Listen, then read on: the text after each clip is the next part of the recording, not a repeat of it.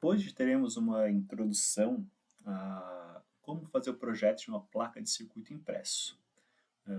No exemplo de hoje, estarei usando o software chamado KiCad na versão 7.0, que é um editor open source que multiplataforma. Então, a gente consegue usar tanto Windows, Linux e Mac, e por ser open source, a gente não tem custo nenhum. Este não é o único software para fazer a fabricação, o design de placas de circuito impresso. A gente tem uma infinidade de produtos pagos e livres, né? Os mais clássicos que a gente tem seriam o Altium Designer, que é um software da própria Altium, que é uma versão mais voltada empresarial e paga. Só que a Altium também disponibiliza uma versão livre que se chama Circuit Maker, também um software muito bom para a fabricação de placas de circuito impresso. Dentre outros que a gente pode citar, né, temos o Proteus, um clássico de fabricação de placas de circuito impresso, e também o Eagle. Então, dentre outros softwares, né, a escolha pelo KiCad nesse exemplo é a questão de ser um open source que a gente pode usar livremente. E para inicializar, né, hoje a gente vai fazer um projeto simples, projeto de uma fonte linear de 5 volts, né? Então, já vamos explicar os passos a passos que a gente vai fazer. O KiCad, inicialmente, a hora que você entra nele, né, você acessa o software, a gente tem essa tela, onde a gente pode ver os produtos relacionados, né? O editor esquemático, o editor de símbolos, o editor de placas, o editor de footprints, visualizador Gerber, conversão de imagem e as ferramentas de cálculo, dentre outros. Nós vamos fazer um projeto simples, né? Então, creio que não vamos utilizar todo o poder do KiCad, a gente vai usar o editor de esquemáticos e o editor de placas, certo? Ficando o editor de símbolos, o editor de footprints, para uma atualização e versão mais avançada.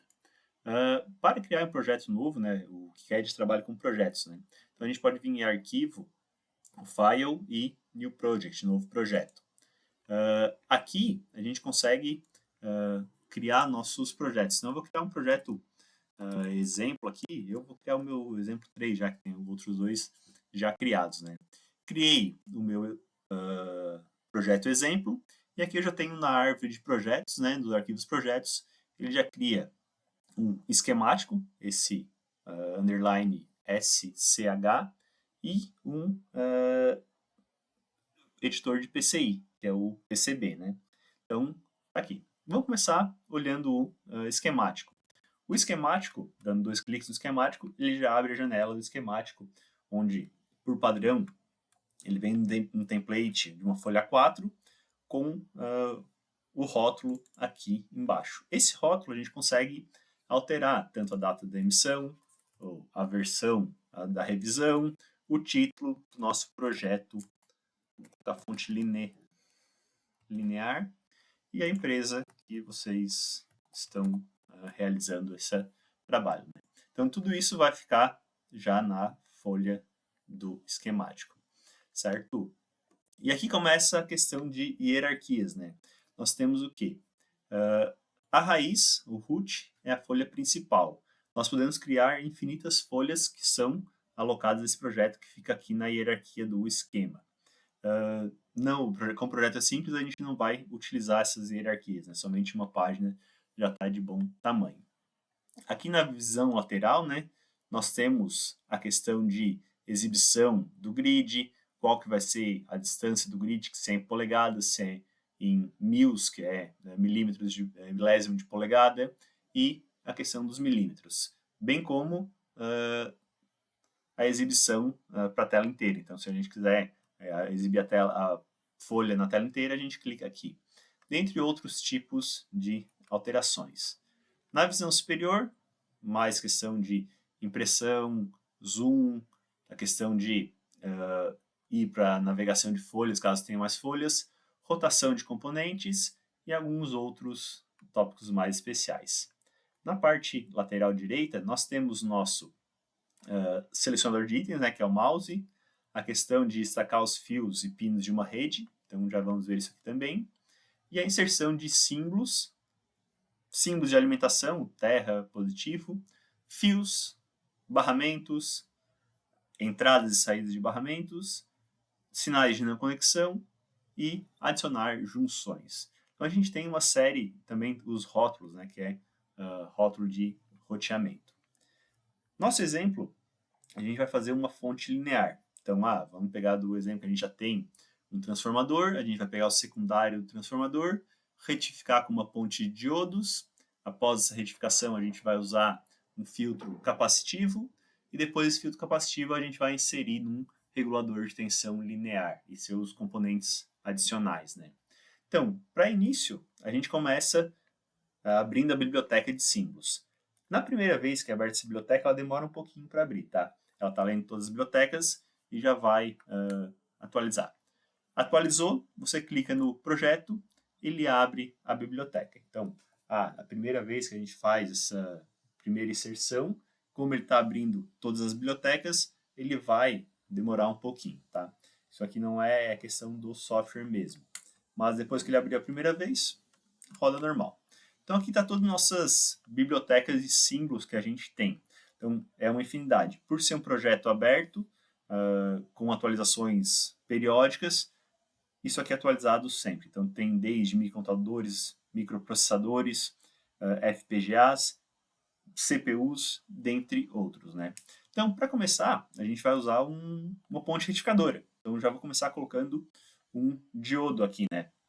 Então, inserção do meu diodo, tá ali, D1 com o símbolo D, né?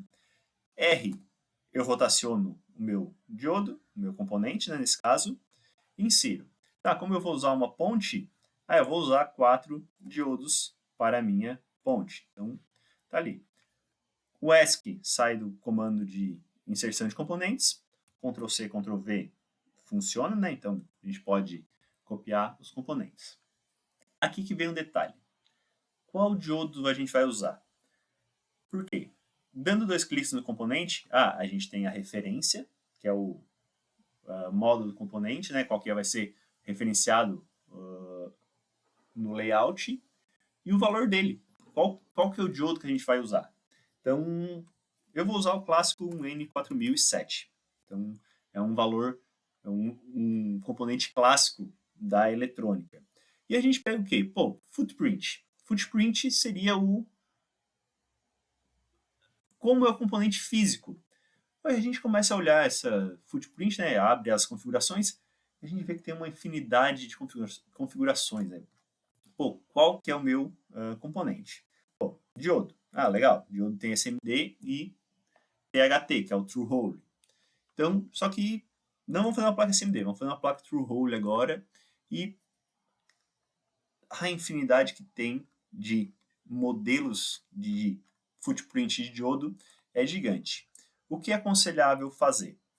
Quando a gente tem um componente, a gente quer estudar ele. Então a gente vai lá e pega o datasheet, a folha de dados desse componente. Então aqui, peguei o diodo, o N4007 versão G, da Diodes Incorporated, e ele diz aqui, que o encapsulamento dele é o DO041. Então, a partir daí, sabendo o encapsulamento, né, a gente já pode ir atrás desse DO41, né? Então tá aqui, Posso botar ele vertical, posso botar ele horizontal e com espaçamentos diferentes. Então, aqui a gente já tem uma ideia de como vai ficar o nosso componente, né? Então, é o DO41 e a gente vai colocar o espaçamento dele em 10.16. E aqui a gente começa a notar uma questão muito diferente, né? Por quê? Por que não, o pessoal não botou aqui, 2,54, né? Por que 5,08 e não 5, né? A maioria dos fabricantes de componentes eletrônicos começou a usar a questão de milésimos de polegada. Então, é comum a gente usar essas distâncias ainda hoje. Então, se a gente pegar 2,54 milímetros, é uma relação de 100 mils, ou 100 milésimos de polegada. Daria uma polegada dividido por 10. E a gente fez as relações com esses valores. Então, é comum a gente ter esses valores quebrados assim, em milímetros, né? Então, para esse exemplo, eu vou usar o 10.16, né? DO41, 10.16. Eu já vou aproveitar e copiar isso aqui para todos os outros diodos, né? Já que todos os outros diodos são o 1N 4007 e o footprint é o mesmo.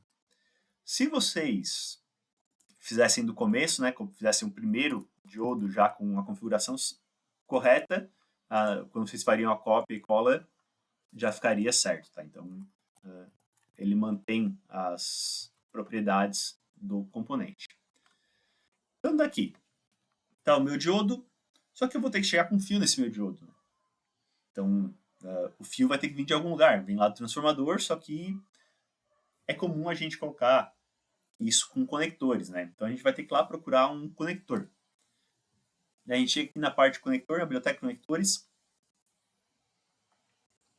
alguns pinos de soquete, barramentos, barrel jacks, conectores posicionais, conectores de áudio, conectores genéricos. Então, vamos começar pelo simples, né? Vamos pegar um conector genérico. Como esse nosso fio vai entrar só 2 do transformador, né? A gente vai pegar um conector de uma via e com 2 sockets. Vou colocar ele aqui no meu componente, pô, mas a minha entrada está à esquerda e a minha saída de fio vai ser na direita, que vai lá para o meu circuito, né? Só que está invertido. Com o componente selecionado, se eu seleciono o Y ou o X, eu consigo espelhar tanto em Y como espelhar em X o meu componente. Então tá aqui. Esse é meu componente, meu conector J1, um jack, né? E o conector vai ser um socket. Aqui a gente também pode mudar o nome, né? Vamos botar entrada de tensão. Então esse conector já fica como nomeado como entrada de tensão. E aqui a gente começa a nossa ligação, né? Vou adicionar um fio, o comando de atalho é o W, então o botão. Tenho minha conexão do primeiro braço da ponte de diodos e do segundo braço da minha ponte de diodos. Então, conexão AC, né? Lembrando que bolas pintadas simbolizam uma conexão fixa. Não tendo essa bolinha, já não indica uma conexão, então o fio passa reto por cima. Depois da nossa ponte de diodos, nós temos que adicionar um capacitor. Então, a gente pode pegar o símbolo de um capacitor. Esse capacitor vai ser eletrolítico, né? Então um capacitor polarizado. Então a gente consegue achar esses capacitores polarizados, tanto na norma europeia quanto na norma americana. Então a gente pode botar qualquer um deles, né? Isso é uma questão de esquemático. Eu, por padrão, coloco esse aqui da norma americana. Tá lá, capacitor polarizado. Os valores a gente vai ter que conhecer, né? Então, para esse exemplo aqui, eu vou usar um de 470 microfarads. Um capacitor tech band, né? Falou, foi no lugar errado. 470 microfarads no valor. E aí vem o footprint dele. Se a gente pegar também e olhar os capacitores, né? Vamos olhar que capacitor tem uma enormidade. Radial, de disco, axial, todos eles são capacitores. Logo, a gente vai ter que olhar o nosso datasheet. Eu vou pegar um capacitor aqui, uma série de capacitores, né, genérico da Rubicon, uma série PX, que tem nossas características aqui, ó, dizendo, tá aqui as dimensões. Nossas dimensões, beleza, em milímetros, só que aqui diz, o diâmetro D, que é o diâmetro do capacitor eletrolítico, pode ter de 5, de 6.3, de 8, de 10, de 12. Quem determina isso? A capacitância e a tensão do meu capacitor. Eu vou pegar um capacitor de 470 por 25 volts. Já vai ser, para o meu exemplo aqui, vai ser válido, né? Que tem um diâmetro de 8. Então ele vai estar aqui, ó, diâmetro de 8, quer dizer que o meu espaçamento entre os terminais é de 3,5 milímetros. Aí a gente volta lá para o KiCad Ah, legal, é um capacitor radial de diâmetro 8. Aí a gente procura um capacitor radial com diâmetro 8, com o passo, o P ali, de 3,5. Então, que é o mesmo capacitor que a gente tinha aqui, né? Diâmetro 8, o F aqui, que é o meu passo, né? Distância entre terminais, de 3,5. Insiro 2 cliques. Beleza, meu capacitor está criado. Seguindo. Depois do meu capacitor de filtro, eu já vou inserir o meu regulador de tensão linear. Eu vou usar um outro clássico, né, que a gente tem, que é o 7805.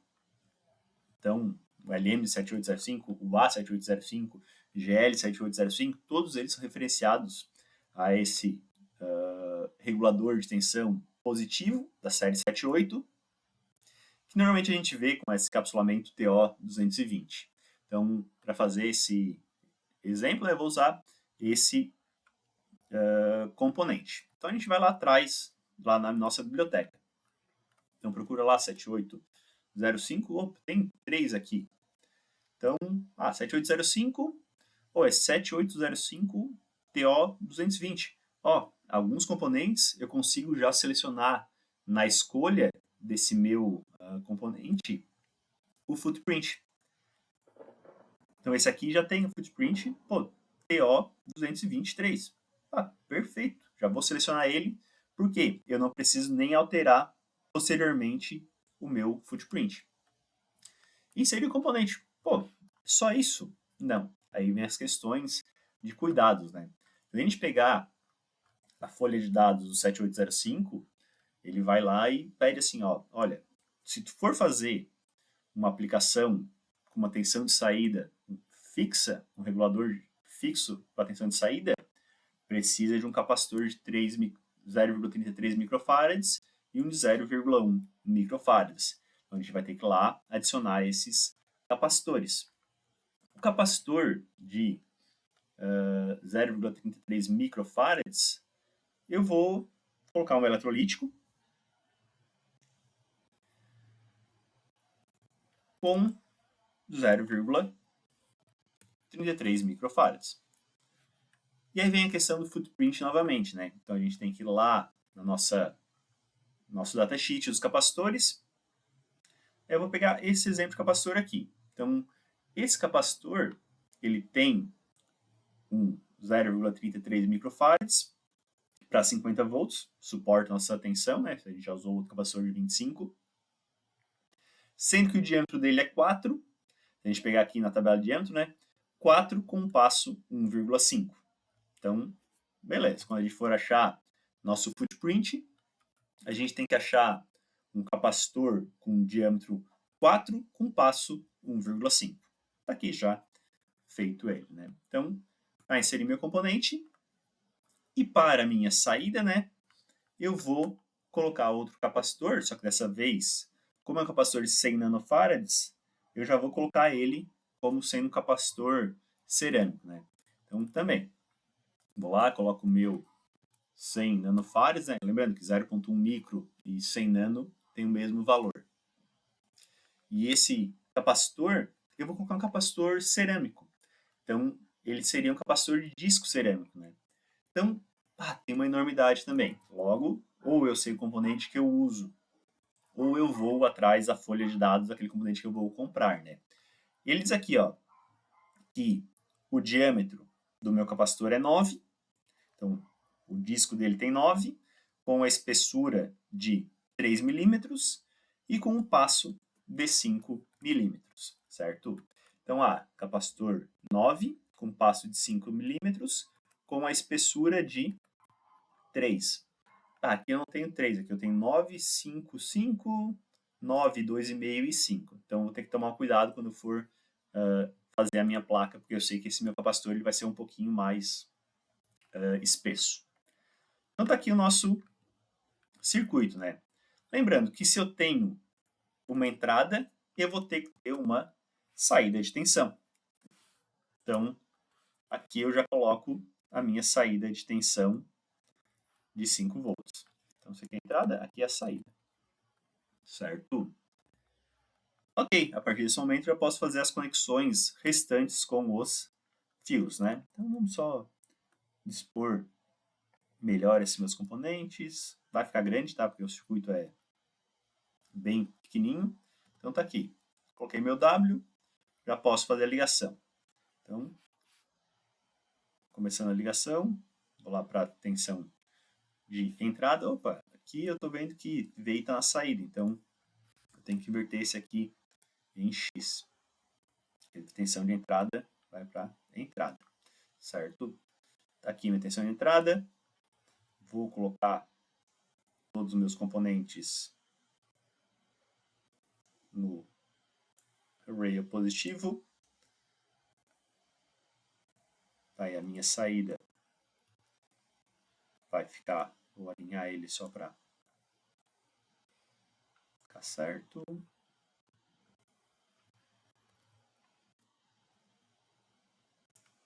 Lembrando que quando eu não tenho uma conexão em fio, ele fica esse quadradinho, né? Então quando eu faço conexão, ele já volta lá para o original. Então esse aqui vai na saída. E agora faltam os nossos negativos, né?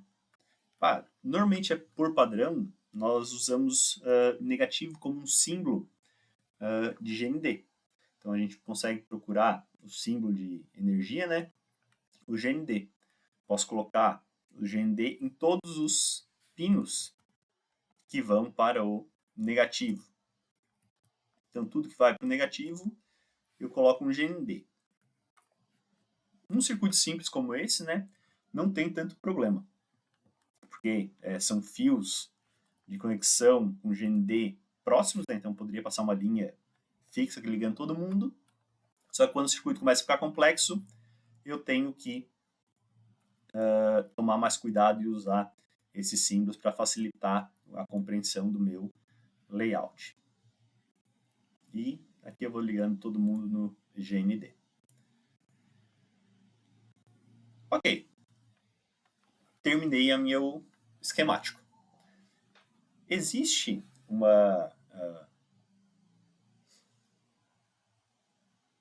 um botão aqui, né? Uma função que indica o quê? Se todos os meus componentes já têm footprints. Esqueci de colocar no J1 e no J2. Não tem problema, né? Então, a gente pode ir lá no J1 e no J2 e escolher o footprint de entrada. Para esse exemplo, eu vou usar o footprint de um Born KF ou KK também de 2 terminais, né? Com o passo de 5 milímetros. Então, a gente pode já pegar esse footprint aqui e de um conector de 5 milímetros, né? Só que o conector também tem aquela questão, né? Tem uma enormidade de tipos de conector. Então, alguns padrões que a gente tem, né? O KK, o KF, o KRE, todos esses são conectores que existem aqui nas bibliotecas, né? Então, a gente vou pegar um desse da Fênix, né? De 2 terminais com passo de 0,5 para fazer a conexão. Então, vou colocar esse footprint aqui nos meus conectores, certo? Então, tanto no J1 como no J2. Se a gente for olhar a atribuição de footprints agora, todo mundo tem o seu footprint, e aí eu já posso passar para o próximo passo, que é fazer o layout. Então, tá aqui o meu circuito, né? Ficou um circuito pequeno para o tamanho da folha, né? Mas isso aqui é só o exemplo, né? Clicando nesse botão aqui, ó, eu já abro o editor de placas de circuito impresso. Então, só clicando nele, ele já vai abrir o layout de placas. Então, o layout de placas tem essa visão mais escura, né? Por causa da questão dos layers, dos diferentes layers. Lógico, a gente precisa importar nossos componentes aqui para o editor de PCI. Clicando nesse botão aqui, ele já faz nosso update, né? A hora que eu fecho, ele já puxa todos os componentes para trabalhar. Então tá aqui, né? Esses aqui são todos os nossos componentes. Ele não puxa numa ordem exata, né? Ele não distribui numa ordem exata. a gente fala muito da questão do roteamento, né? Existem ferramentas hoje que já fazem roteamento automático, mas ainda não está 100%. Então, para aprender é bom fazer no manual. Lembrando que tanto nosso editor de esquemático quanto nosso editor de placas tem grids, né? Aconselho vocês a sempre usarem o grid em mils, que é milésimo de polegada. Isso porque é o tamanho padrão de muitos componentes, né? Então eu vou usar um grid de 100 mils para facilitar. Outra coisa que é comum a gente realizar, né, no KiCad é o que? Quando eu seleciono um componente no editor esquemáticos, ele já é automaticamente selecionado no editor de PCI. Então, aqui eu já posso selecioná-lo, né? Eu vou começar da esquerda para a direita, né? Começar do J1 e indo da esquerda para a direita para montar a minha placa, né? Então, saio do meu J1, vou para a minha ponte retificadora. Então, eu gosto de fazer isso no grid. Então, tá aqui. Vamos começar a rotear, né? Lembrando que os traços azuis são as conexões que a gente vai ter de cobre entre os pinos, né? Então, vai sair um cobre do 1 do J1 para o 2 do D1. Então, eu já vou posicionando meus componentes aqui de acordo com a necessidade, né? Aí, como a gente tem uma ponte, eu vou fazer um esquema clássico de ponte de diodos daqui para fazer essa conexão.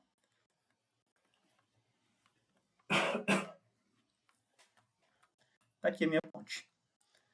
Ok, eu preciso conectar esses meus componentes com cobre. E aqui vem um detalhe, né? A gente precisa editar os tamanhos dos meus componentes, das minhas trilhas, né? Editar a largura das minhas trilhas. Então aqui a gente pode adicionar tamanhos pré-definidos em mils.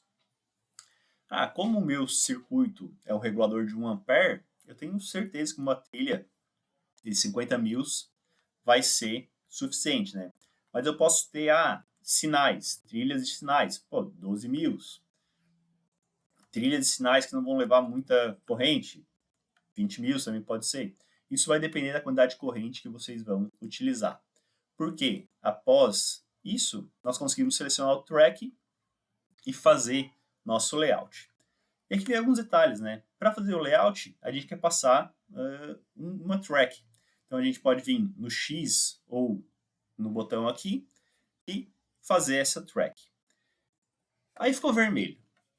Vermelho é normalmente o cobre na parte superior da placa. Então a gente vai ter uma placa que vai ter um lado inferior e um lado superior, alguns layers internos até, dependendo da complexidade, né?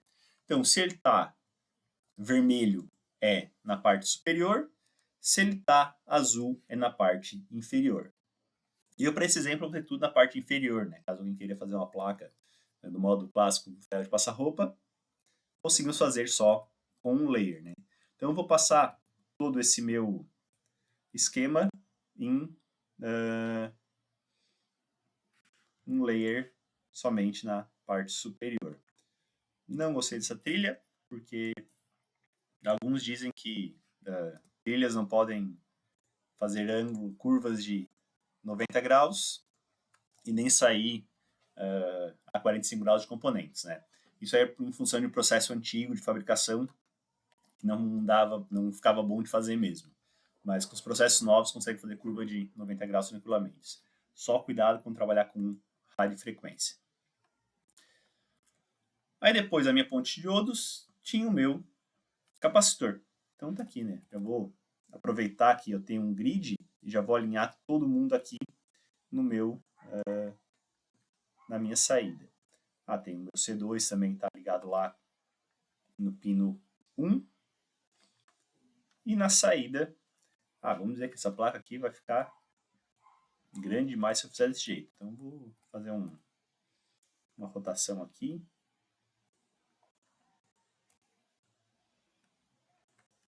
Vou colocar os meus componentes virados para cá, para uma plaquinha menorzinha, só para a gente ter uma...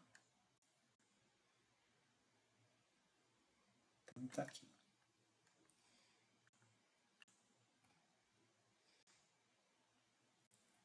Essa é a minha placa, né? Finalizando as conexões, né? Tudo para a parte inferior.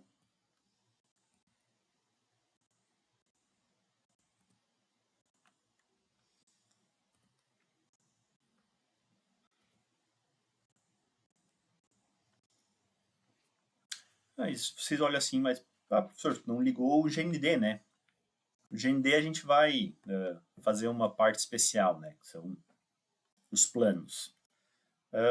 Outra coisa, a minha placa, ela necessita de eu ter uma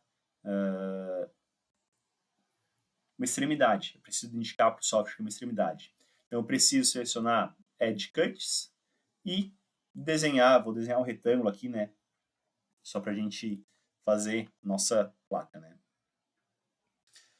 Tomem cuidado, porque ele vai gerar um erro se eu deixo algum silk, alguma indicação para o lado de fora, né?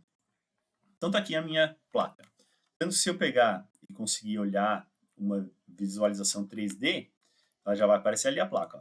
Tá ali a placa feita, só que ainda falta aquele detalhe do GND, né?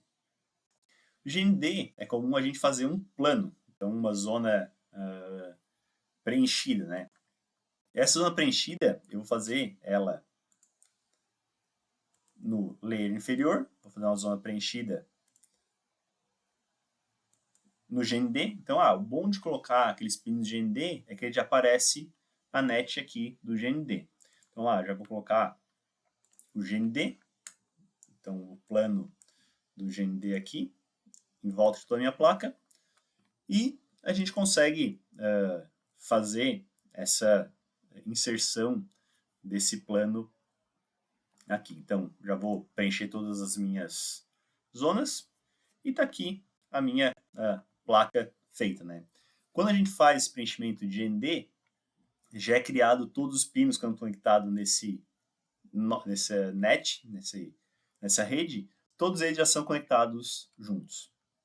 Então tá aqui o meu primeiro exemplo, né? De uma forma rápida, uma placa de um regulador de tensão linear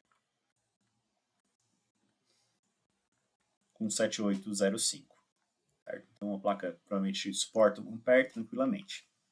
Então esse aqui é o primeiro exemplo de como utilizar o KiCad.